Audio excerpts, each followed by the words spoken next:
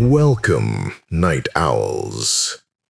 There are stories that don't sound like horror until you're living inside them. This one started with a message, one of those desperate, almost broken emails you're never supposed to answer. I should have deleted it, but curiosity, it has its own kind of gravity. The man who wrote to me said his late father's old radio had started speaking again, not through signals, but through the static itself. He begged me to come. I did. And that decision is why I don't sleep much anymore. Tonight, I want to tell you about Lake Dunford and what I heard there when the world went quiet enough for something else to speak. It was the kind of drive that eats hours without you noticing. Long, empty stretches of cracked highway where fog lies flat and the world looks half erased. The air outside my windshield was the color of pewter, and the trees leaned close as if they wanted to hear where I was going. I left the city just after dawn, heading north toward the border where the mountains folded into each other like shadows. Caleb Hollis sent me nothing but an address, a brief message, and one photograph. An old radio, the kind built like a coffin, dark wood, glass dial, silver tuning wheel, frozen mid-spin. The coordinates led me to a dead-end dirt road, half swallowed by pine needles. His cabin sat at the edge of the forest, gray roof sagging, smoke long gone from its chimney. There was a silence there I'd never heard before. Not peace, not the kind of quiet that feels earned, but a silence that felt constructed, as if the world had drawn a curtain around this one place and said, "You don't get to hear anything else." Caleb opened the door before I could knock. He was maybe mid-30s, wearing a flannel shirt with sleeves rolled too high for the cold. His eyes looked red around the edges, not bloodshot, but irritated, like he'd been watching something too bright for too long. "Caleb?" he asked. "Yeah." He exhaled, half in relief, half in something close to regret. "I didn't think you'd come." I followed him inside. The smell hit first. Old wood, dust, something faintly electrical, like burnt copper. The living room was cramped but neat.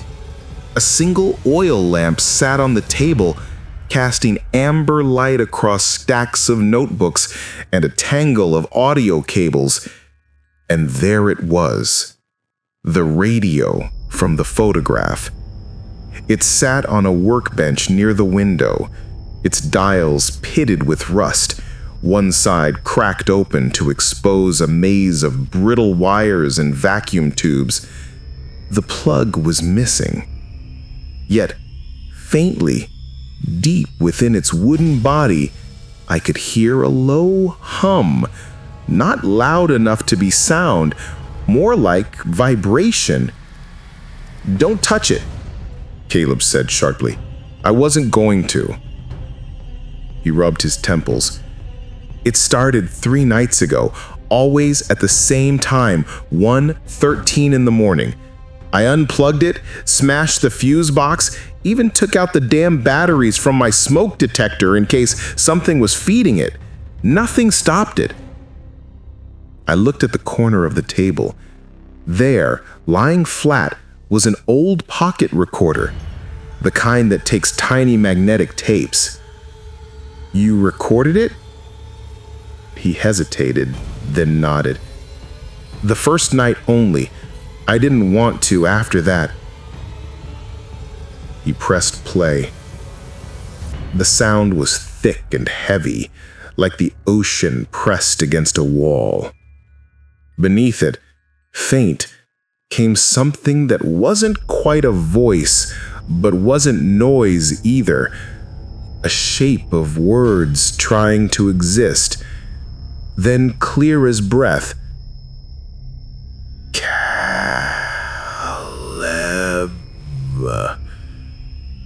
The syllables warped, dragged backward, then snapped forward again. Caleb stopped the tape. I think it knows my name, he whispered. I swallowed. Could be pareidolia. Your brain fills in familiar sounds when it wants to find meaning. He gave me a look, not angry, but exhausted. That's what I told myself until it used my father's voice. We sat for hours that night, flipping through his father's notebooks. Harold Hollis had been a ham radio operator in the 60s, experimenting with EVP before the term existed. Most of his entries were gibberish, lists of frequencies, signal strengths, hand-drawn waveforms, but every few pages, the tone changed, written like confessions. Heard her again through 18.3 megahertz. Sounds closer now. Don't listen long. They start repeating what you say. Fear strengthens the signal. Caleb's hands shook as he turned the pages. He killed himself out here, he said quietly. Shotgun in the shed. No note. I thought it was grief after Mom died. Now I'm not so sure. I ran my fingers along a line of text, underlined 3 times.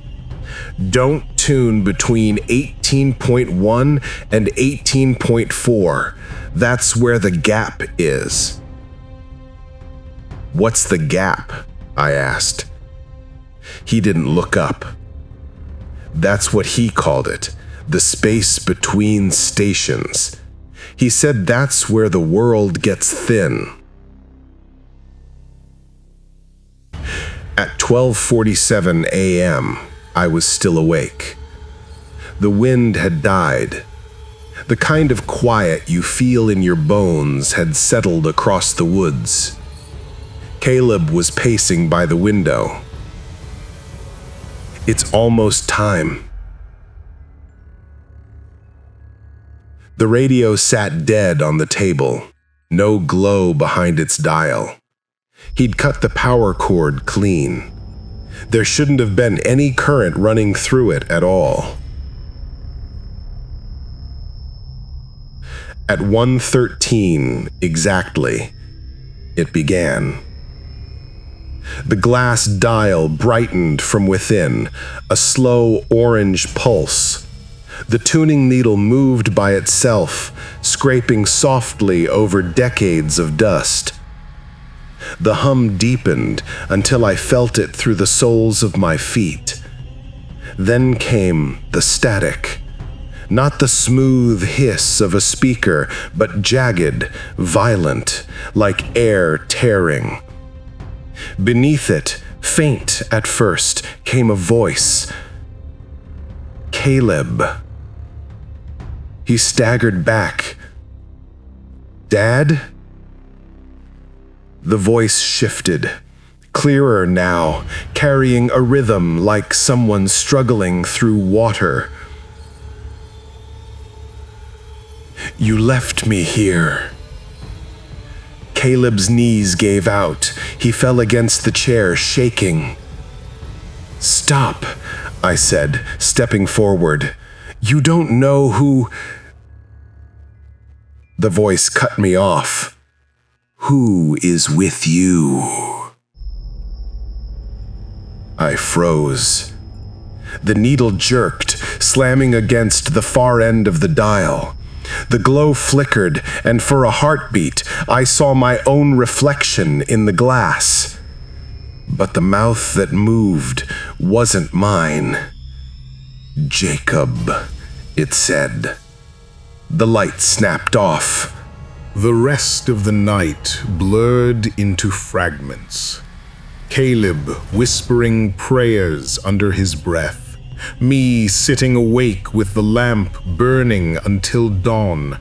Every time I blinked, I saw that reflection again. My face overlapped with someone else's, the mouth smiling where mine hadn't. By morning, the hum was gone. The cabin felt ordinary again, almost too ordinary, like whatever had filled it was now hiding somewhere else. Caleb refused to stay another night. He said, "It's tied to this place. If I leave, it can't follow." He packed fast. Before he left, he pressed a cassette into my hand. "In case I'm wrong," he said, "if something happens, you'll know what to do." I didn't ask what that meant. By the time his truck disappeared down the trail, the only sound left was the soft clicking of the radio's cooling tubes. That night, I stayed. I told myself it was for research. Maybe it was pride.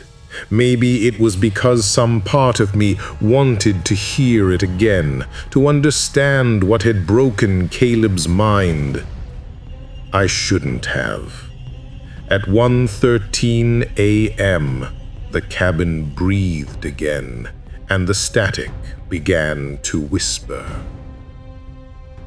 Morning arrived pale and weak, like light forced through dirty glass. I didn't remember sleeping, just closing my eyes and waking to the smell of burnt wood. The fire had long gone out. My head ached from the hum that wasn't there anymore. The first thing I noticed was that the radio looked different. The glass dial had fogged from the inside as if something had breathed on it. I wiped it with my sleeve. The fog didn't move. The second thing I noticed was that my recorder had been moved closer to the table, about a foot closer than where I'd left it. I told myself it was nothing, exhaustion, imagination, but the air had that same electric tang from the night before, the faint scent of ozone after lightning. I stepped outside to clear my head. The woods were still. No birds, no wind, not silence exactly. Pressure, a thick, waiting kind of quiet that made the skin on my arms tighten. I caught myself whispering under my breath, "It's just a place, just trees and air." But the woods didn't seem convinced. When I went back inside, I noticed something under the radio table, a small wooden box I hadn't seen before. Inside were reeled tapes, handwritten labels with years that didn't make sense. One said 1968, 18.3 megahertz, doorway attempt. Another 1971, the gap opens, partial success. Each tape was numbered, and each number was crossed out except the last one, 13. I didn't play them, not yet. Instead, I sat at the table, notebook open, writing down everything that had happened the night before. It's a habit of mine, recording details when things start to feel unreal. It anchors me. But even as I wrote, I could feel something vibrating under the floorboards, faint but rhythmic, as if the cabin itself were breathing. By dusk, I'd convinced myself to leave. I packed the recorder, the notes, and the strange wooden box. But when I reached the door, the knob was freezing.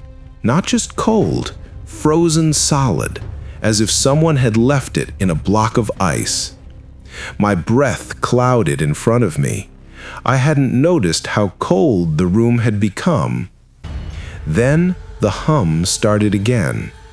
It wasn't coming from the radio this time. It was inside the walls. I turned slowly. The glass dial glowed on its own, faint orange through the fogged surface. The tuning needle began to drift across the numbers, steady, slow, deliberate. A whisper crawled out of the static. "Jacob." I stepped back, throat tight. "Who are you?"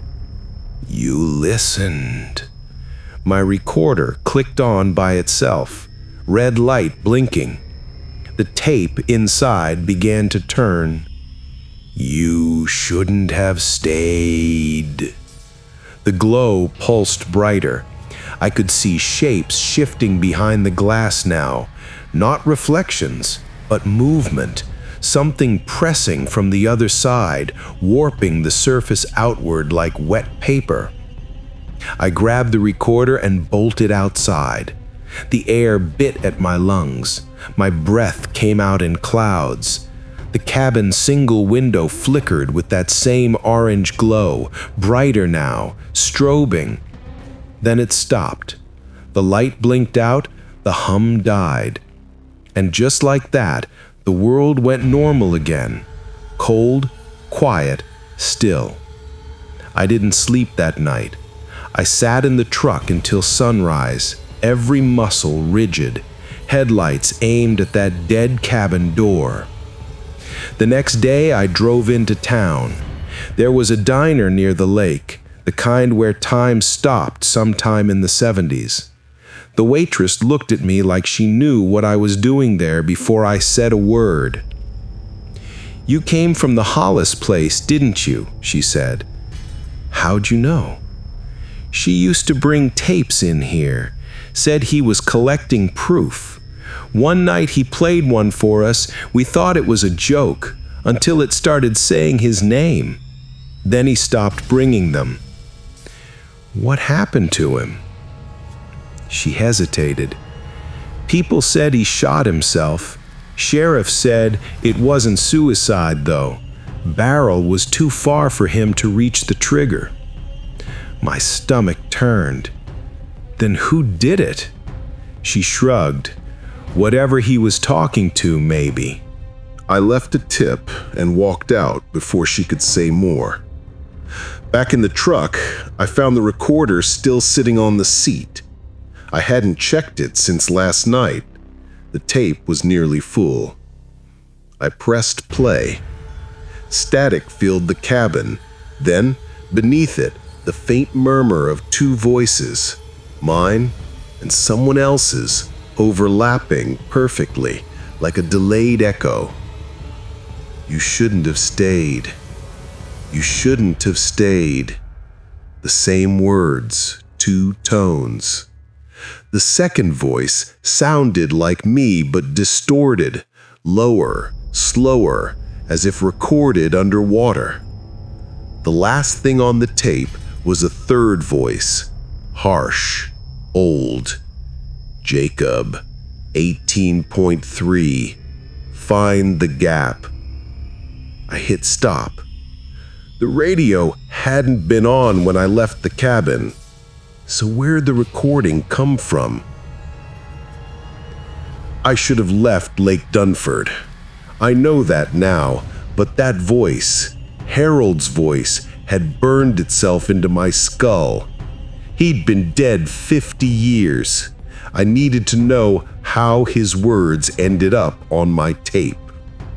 I drove back to the cabin that evening. The forest road was darker than before, the trees closer somehow. Every turn felt longer than it had on the way out. When I reached the clearing, the porch light was on. Caleb's truck was gone. The cabin door stood open.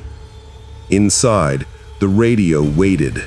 No glow, no hum, just waiting. I sat down across from it, recorder between us. I said aloud, "You wanted me to find this, didn't you?" The air shifted, that electric taste again. My ears popped, like when a plane changes altitude. Then the radio crackled. "He's not gone." The voice was soft, too soft to belong to a machine. Who isn't gone? The one who listens.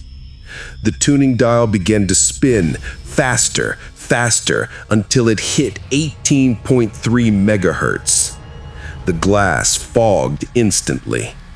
And behind that fog, for just 1 second, I saw an eye. Human, open, watching me. Then darkness. Everything cut out. The lamp died. The recorder stopped. The only sound left was breathing. Not mine. Somewhere after sunrise, I realized the radio wasn't in the back seat anymore. I never brought it into the truck. So how had it left the cabin? I didn't go straight home. I couldn't. Every mile away from Lake Dunford made me feel lighter, yes. But the hum in my ears didn't fade. It followed like a tone that only I could hear. At gas stations, in parking lots, even when I stopped for coffee, it was there, faint, just at the edge of silence. That night, when I reached my apartment, I left all the gear in the hallway. I didn't want anything from that cabin inside my home. But as I shut the door, I noticed my laptop screen glowing faint blue through the crack under my office door. I hadn't left it on. I hesitated, heart pounding, then slowly pushed the door open. The screen was blank, just a black desktop, but the speakers emitted a faint hiss, a steady pulse. 3 beats. Pause. 2 beats. I knew that pattern. Harold's notes had mentioned it. 3 and 2. That's the rhythm of the gap. I dug out the envelope of notes I'd taken from the cabin and spread them across the floor. Between the frequency charts and journal fragments was something I hadn't noticed before. A thin reel labeled "The Gap, Entry Attempt 2." In Harold's handwriting beneath the title were 3 words: "Heard the knocking." I stared at it for a long time. My hands trembled when I fed it into the old reel player I kept for archival work. The tape began with static, then Harold's voice, calm and methodical. Attempt number 2, frequency 18.3 megahertz, signal modulation. He stopped. A pause, then a click, a thump. It's answering back. 3 knocks. Pause. 2 knocks. The static deepened until it became a kind of growl. It's cold in here. I can feel... Then a sudden burst of distortion swallowed his words. Then something else. A whisper, overlapping his own, repeating each syllable a split second late, like a mirror lagging behind its reflection. Then clearly, "Let him in." The tape squealed, popped, and cut off. I sat in the dark, the reel still spinning, feeling like something enormous had just moved beneath my floorboards. The air in the apartment grew thick, pressing in against my ribs. My vision tunneled, and then, faint, just behind me, a whisper. "Jacob." I spun. Nothing. My breath fogged in front of my face. The temperature had dropped 10 degrees.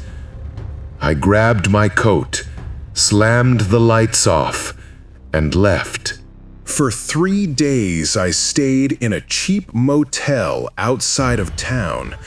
No electronics except a desk lamp and the old notebook. Every night, I woke up at the same time, 1:13 a.m.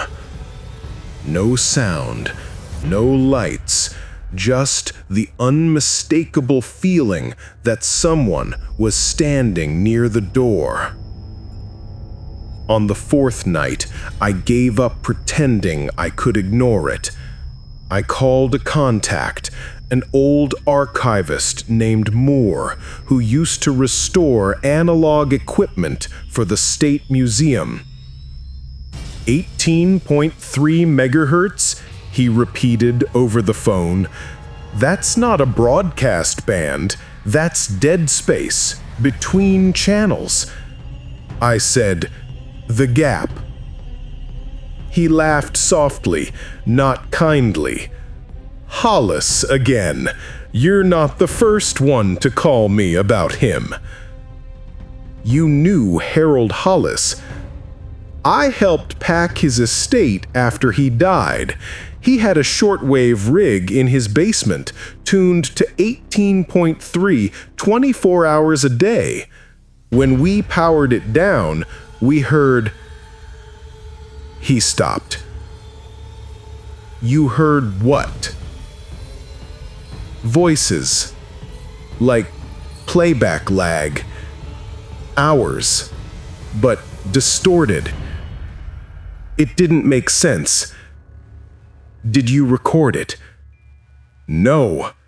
And if you're smart, you won't either."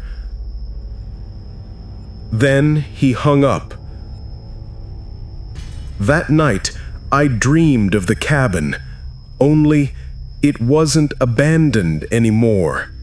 The lights were on. The window glowed orange from within, and through the glass I could see movement, silhouettes of people standing in a circle, their heads tilted toward a single glowing dial. They were all humming the same note. When I woke, my phone was on the floor beside the bed, screen lit. 1:13 a.m. The hum was back. But it wasn't coming from outside, it was inside the phone. The speaker vibrated, though no call was active. Then, a faint voice. "Open the door." I dropped the phone. It hit the carpet and went silent. I sat there in the dark until morning, watching the phone screen pulse once every few minutes, like a heartbeat. By dawn, I'd made up my mind. There was something in that cabin that wanted to be heard, and I couldn't outrun it anymore. When I returned, the road to the lake was empty. The fog had thickened into a wall of white that swallowed sound. The cabin appeared only when I was nearly on top of it, a ghost crouching in the snow. The door was still open from the night I fled. Frost rimmed the frame like teeth. Inside, everything looked untouched, except the radio. It had moved. Now it sat in the middle of the floor, power cord still severed, glass dial fogged white. On top of it lay my recorder. The light on it blinked red. Recording. I crouched, whispering, "Who turned this on?" The radio answered. "You did." The voice was soft, patient, and wrong, like hearing your own speech played backward but understood anyway. You brought the gap. For 3 days, I stayed in a cheap motel outside of town. No electronics except a desk lamp and the old notebook. Every night, I woke up at the same time, 1:13 a.m. No sound, no lights, just the unmistakable feeling that someone was standing near the door. On the 4th night, I gave up pretending I could ignore it. I called a contact, an old archivist named Moore, who used to restore analog equipment for the State Museum. 18.3 megahertz, he repeated over the phone. That's not a broadcast band. That's dead space, between channels. I said, "The gap." He laughed softly, not kindly. "Hollis again. You're not the first one to call me about him." "You knew Harold Hollis?" I helped pack his estate after he died. He had a shortwave rig in his basement tuned to 18.3, 24 hours a day. When we powered it down, we heard voices, like playback lag, hours, but distorted. It didn't make sense. "Did you record it?" "No. And if you're smart, you won't either." Then he hung up. That night, I dreamed of the cabin, only it wasn't abandoned anymore.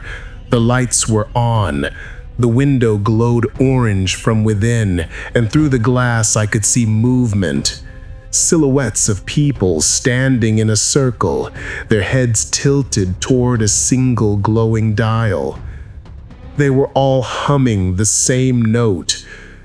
When I woke, my phone was on the floor beside the bed, screen lit. 1:13 a.m. The hum was back.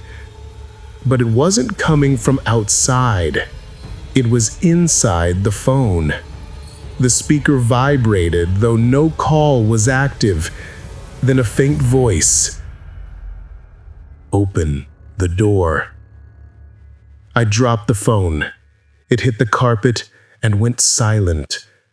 I sat there in the dark until morning, watching the phone screen pulse once every few minutes, like a heartbeat. By dawn, I'd made up my mind.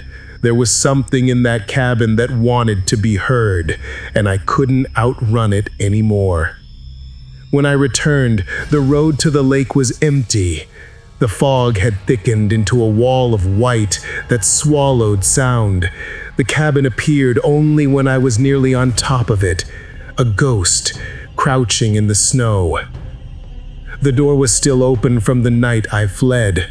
Frost rimmed the frame like teeth. Inside, everything looked untouched, except the radio. It had moved. Now it sat in the middle of the floor, power cord still severed, glass dial fogged white. On top of it lay my recorder. The light on it blinked red. Recording. I crouched, whispering, "Who turned this on?" The radio answered, "You did." The voice was soft, patient, and wrong, like hearing your own speech played backward, but understood anyway. You brought the gap. The floor vibrated, the walls began to creak, my ears filled with pressure until they popped, and behind the hiss of static came the sound I'd been hearing in dreams. 3 knocks. Pause. 2 knocks. Then, from the radio speaker, a third sound. The scrape of a chair leg across wood. Followed by breathing. I stepped back, but the sound followed me, echoing the exact rhythm of my own movements. When I stopped, it stopped. When I breathed, it breathed. "Don't turn away," the voice said. The fog inside the glass shifted again, taking shape, a mouth forming words, moving with the voice that used mine.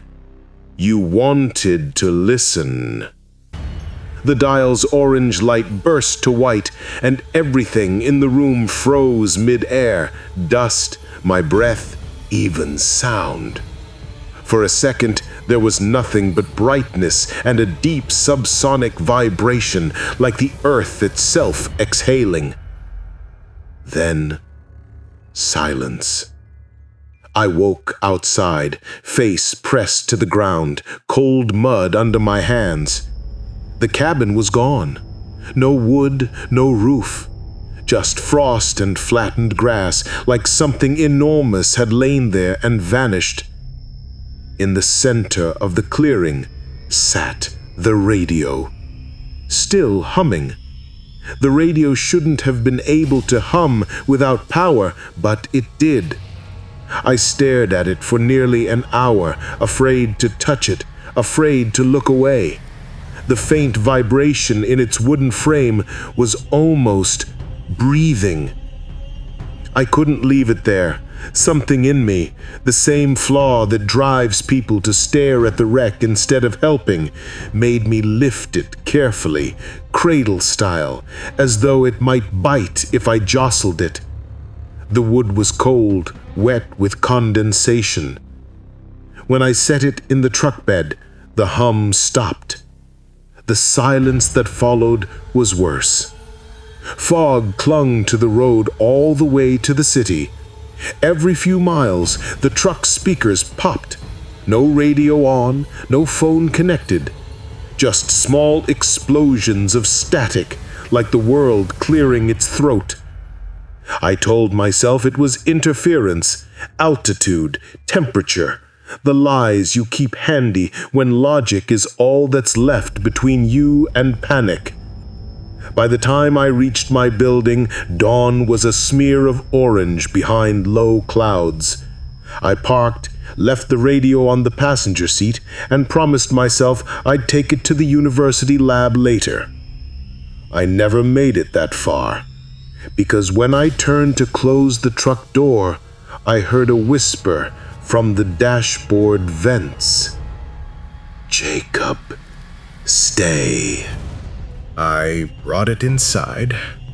I don't remember deciding to, just the sound of my keys hitting the counter and the weight of the radio on the table beside the couch.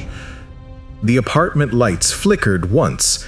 My cat, Finch, usually fearless, hissed and disappeared under the bed. The hum returned, low, constant. I set up a microphone, running it through my digital recorder with a low-pass filter to isolate the frequency band Harold had circled in his notes, 18.1 to 18.4 megahertz. Within seconds, the software lit up with a pattern, not random, rhythmic, breathing again. Then, words. "You brought me back." The voice wave spiked. "You listen too long." I froze. My recorder was still armed. The input meter jumped in perfect sync with the voice, as if I were the one speaking. I whispered, "What are you?" A pause. Then, gently, "You already know." The power went out. Darkness pressed close. Somewhere behind me, a soft tapping began. 3 knocks, pause, 2 knocks, coming from inside the walls. I grabbed a flashlight. The sound tracked my movement through the apartment. When I stopped, it stopped. "Enough," I said aloud. "You win."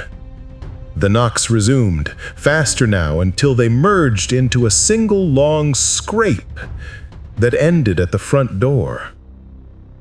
I raised the beam. A shadow stretched across the floor, tall and thin, its head tilted like it was listening through the door rather than knocking on it. My breath fogged in the beam. The doorknob turned halfway, then stopped. "Open," it whispered. The voice didn't come from the hall. It came from behind me. I spun. The radio glowed white. The tuning dial trembled between 18.2 and 18.3, unable to settle. Inside the glass, I saw shapes again. Not faces this time, but outlines, hands pressed against the inside of the dial, fingertips leaving trails of frost. "We waited," said a dozen voices layered together. The glass cracked. I pulled the power plug, forgot it was already severed, and threw the entire thing under a blanket. The hum dulled, but didn't stop. I didn't sleep. I sat by the window, watching the sky pale over the roofs. The city's morning sounds felt unreal, like someone else's life playing too loudly through thin walls. When I finally looked back at the table, the blanket had fallen flat. The radio was gone. In its place lay my recorder, red light blinking. I pressed stop, then play. At first, only room tone, then, faintly, the sound of my voice reading notes. Only I hadn't spoken those words yet. The gap isn't a place, it's an audience. Then another layer joined it, the same voice, an octave lower. "We listen to what listens." I shut it off and threw the recorder across the room. It hit the wall and burst open, tape unraveling like a tongue. The hum filled the apartment again, loud enough to make picture frames rattle. I clamped my hands over my ears. Didn't help. The sound wasn't outside anymore. It was in me, reverberating against bone.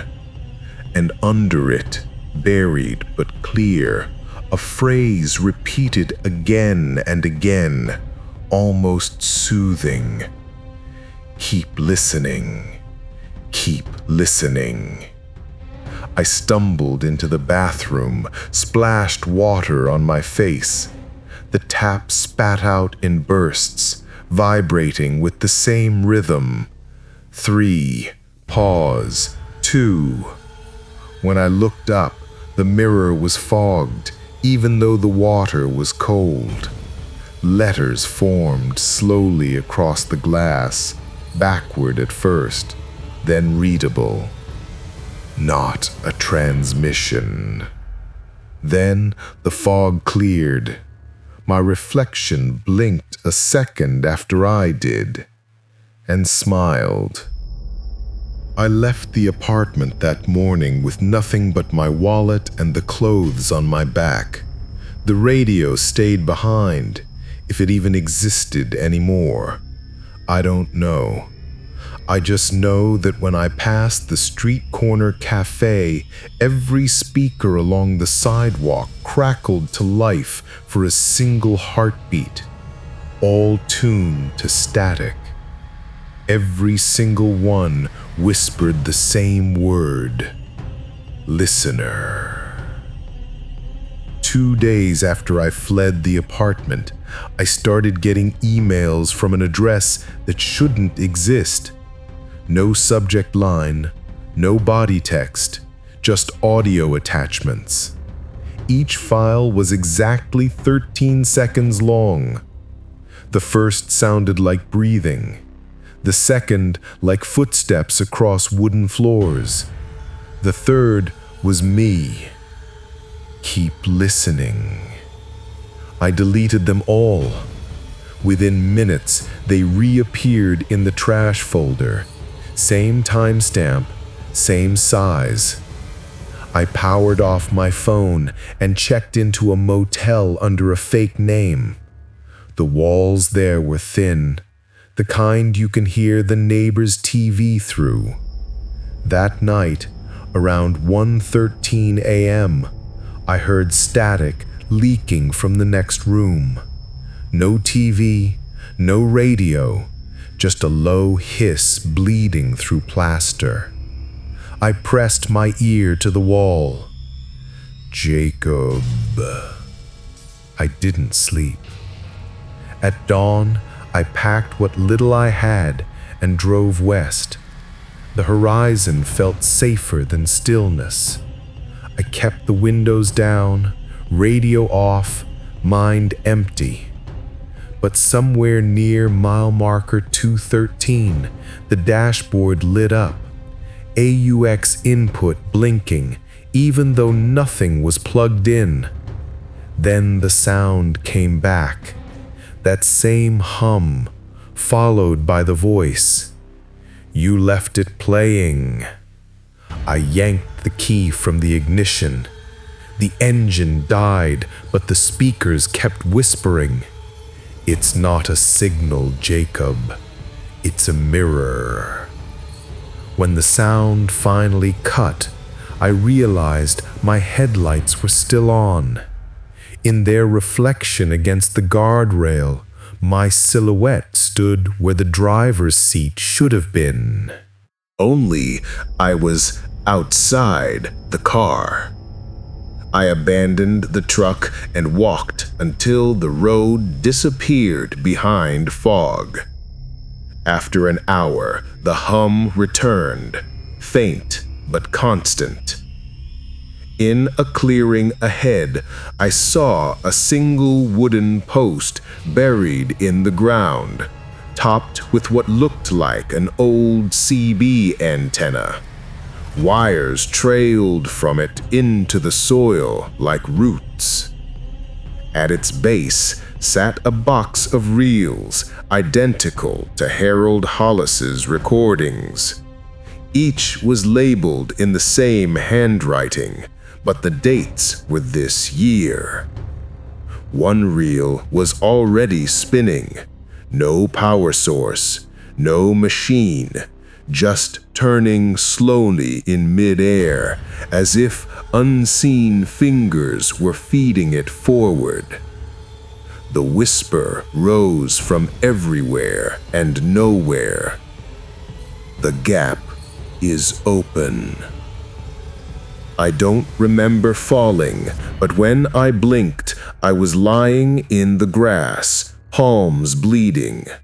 The air shimmered like heat. Between the trees, the world looked duplicated, an overlay, slightly misaligned. In that double vision, I saw people moving. Caleb, Harold, others I didn't recognize. All pale, faces blurred, lips moving in the rhythm of the static. They weren't talking to me. They were listening. When I woke again, it was night. A cassette rested on my chest. Label scrawled, "Return for RJ." I should have left it there. Instead, I played it in the truck's deck. Static first, then Harold's voice. You can't close it once you've spoken through.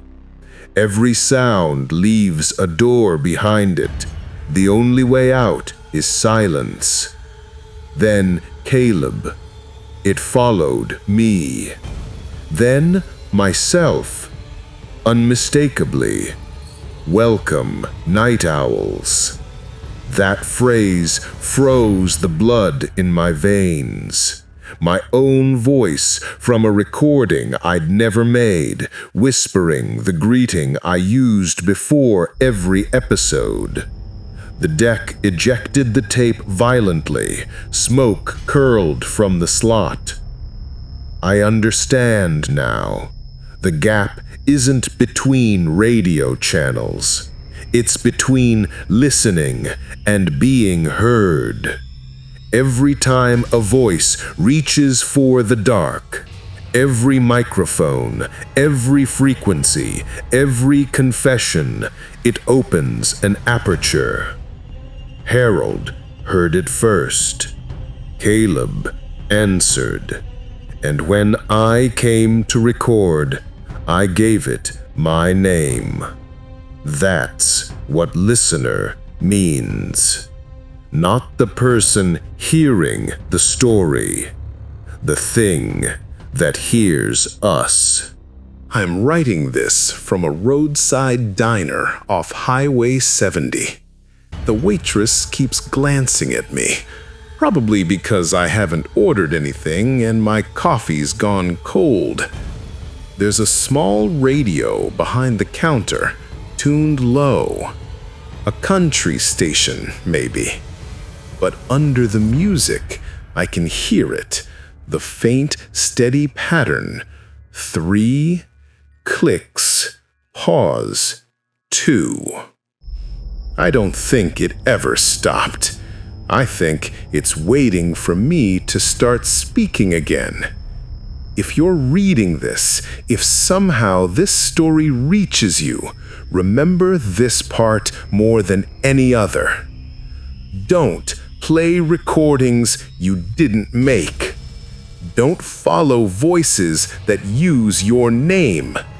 And if you ever hear static whispering at exactly 1:13 a.m., turn it off. Because the moment you start listening, you become part of the recording. I've told myself this story 100 times, hoping repetition might dull it. It doesn't. Every retelling feels closer to the frequency, closer to that other version of me still talking on the other side.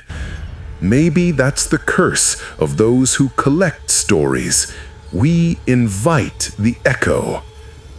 If someday my voice starts fading between sentences, if the static drowns me out, don't try to fix it. That'll only make the door wider. Just let it play. And remember what I told you, night owls. Silence is the only thing that keeps the world in one piece.